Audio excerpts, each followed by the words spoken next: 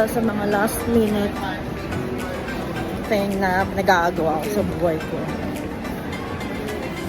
I just figure it out na isa na lang pala yung available na battery ng aking drone na Mavic Pro 2. So, hindi ka na makakabili ng mga spare battery sa mga store kahit sa service center. So, pwede kang bumili online. But it so happened, I need it tomorrow. Kaya, ayun, no choice na naman ng mama mo. Bumili ng bago. Bili ng bagong drone. Tsaka kailangan ko siya. Kasi lately, di ba, back to solo travel na naman ako. Like before. Kaya nga may mga drone ako before. So, yun. Invest na naman ulit sa gadget. Kaloka. So anyway, let's get it on. This is it, guys. So ang binili natin for today's video is DJI Air 3, which is a Combo Fly package. Meron siyang extra na 2 batteries. So let's unboxing.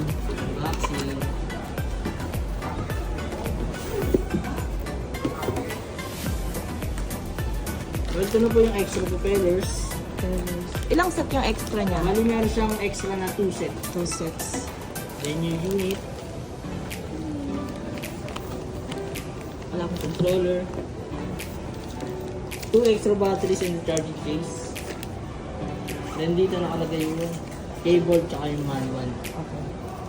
Cable for charging? Charging, yes. Ito.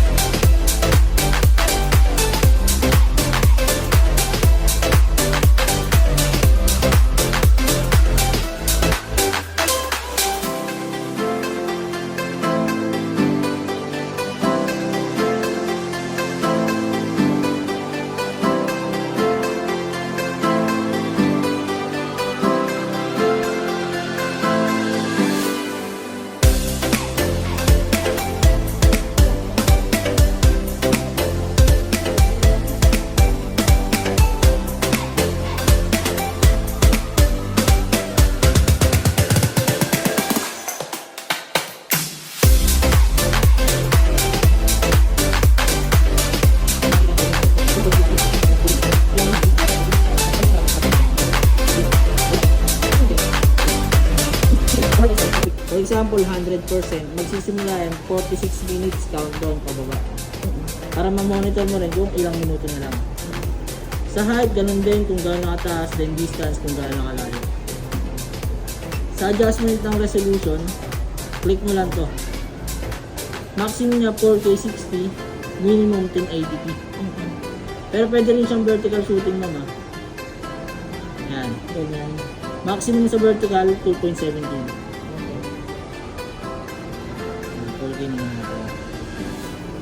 Pero ang pinaka-usual na ginagamit 4K, no? 4K talaga naman para quality. Then papaliparin natin ito. Tsaka manual. Automatic, yung manual. Ganyan. Start ng propeller. Sa pag-control, ito yung up.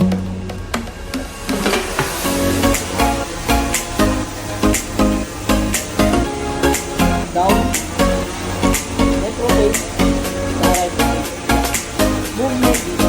Forward, backward, backward. Wala nang galaw yan.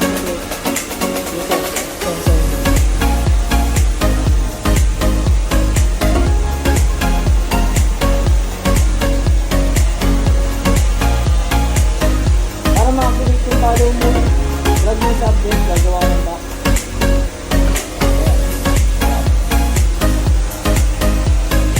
Ito ba? Kaya kapag hindi mo siya gagamitin, ganun din ba pagpapalanding. Click yung arrow, then hold press, automatic yun.